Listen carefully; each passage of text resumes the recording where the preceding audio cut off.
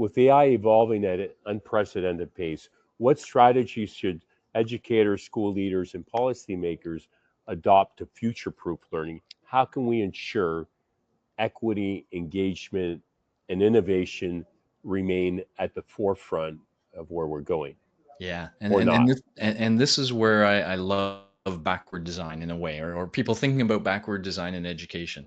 What is the last thing that kind of happens in an institution? Well, that's the assessment of learning that kind of comes in there. And I firmly believe, we can look at what AI is tearing apart. But every now and then I think about things like we use multiple choice tests widely for very important things, standardized testing, all sorts of things. Multiple choice tests are a horrible method of assessing learning.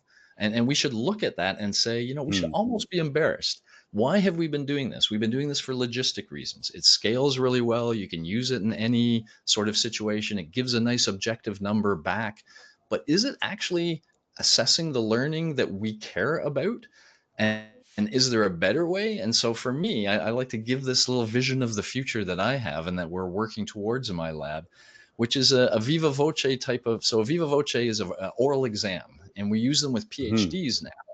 PhDs have to answer questions about their learning, and that tells us no, they really learned it.